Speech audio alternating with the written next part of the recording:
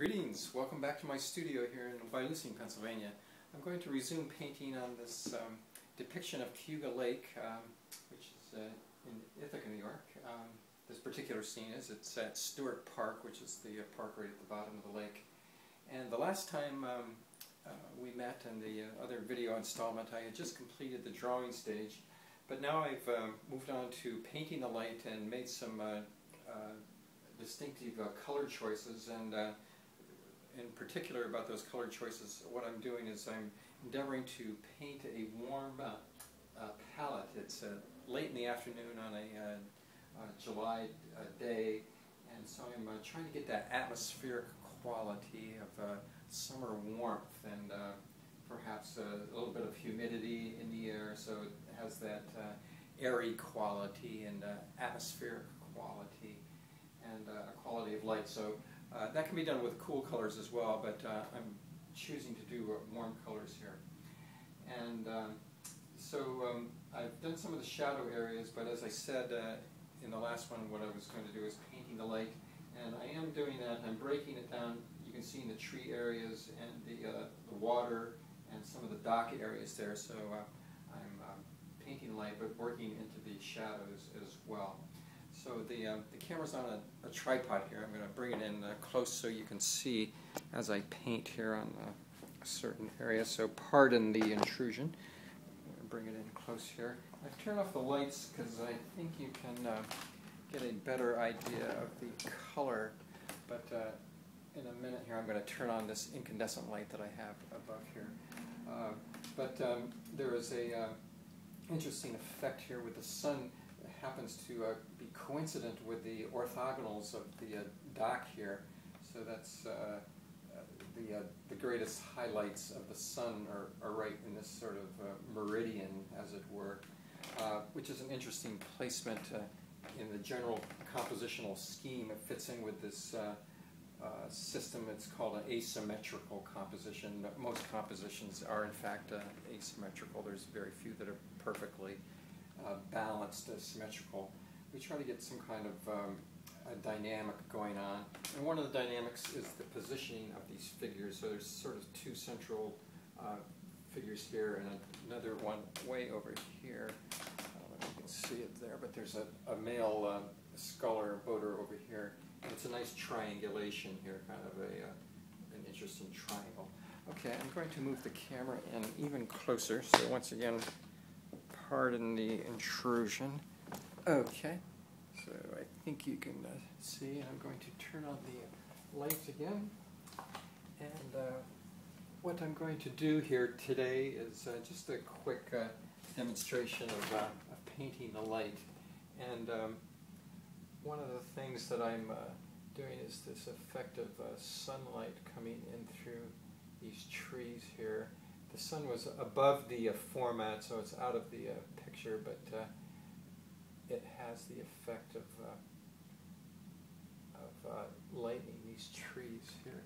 And this color that I'm using is a low tinting color. It doesn't have a lot of chroma in it, and the color is Naples yellow. It's become one of my favorite colors because it lightens without getting too chromatic. But on the outside of that, I'm going to go more chromatic because I think that's what happens often. And this is a little bit of cadmium orange here. And I think that's the phenomena that I often observe, especially another place that it would happen would be right here in this transition point. And I'll exaggerate that more later, but it's sort of like a what's called a halation, like a halo, and Vermeer used it on his paintings, and where it kind of increases the chroma right at the transition point. So that's what's happening there, and in these areas between the cast shadow of those figures. Okay. Couple other things. I'm going to go back here to the mountain. There's a layer of trees here which I was just painting, but behind the trees is a mountain that needs to be even lighter than the trees. The paint is kind of on here thick right now, so I'm going to have to probably wait till a subsequent painting session, because at this stage I'm sort of lifting off paint because it's too wet. Okay, there's a process that I like in painting, and it's called, I do it a lot, especially in portraiture, and it's painting while I draw and drawing while I paint. And what I mean by that, I'll do an example right here. This figure, I wanted to have her more of a tilt, and so what I needed to do is to carve out her waist, bring her waist in and her hips to get this sort of backward tilt. And I can also do it a little bit on this side to bring her arms in. So the effect of lifting this this boat, she was tilting back, so I'm making her a little thinner using my artistic license, but also trying to get that curve there.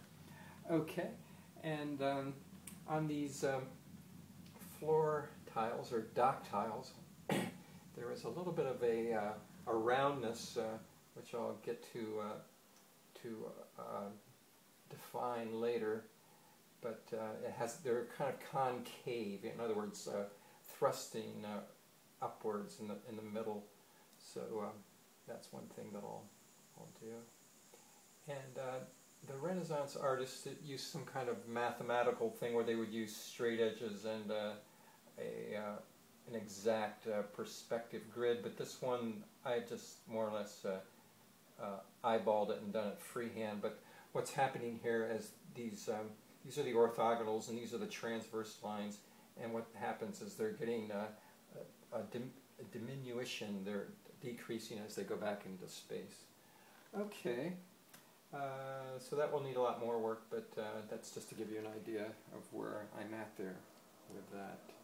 So what else? There's one other thing here. There's two distinct layers of trees here, and I want to kind of minimize the color. In other words, make it kind of a muted, sort of nondescript gray.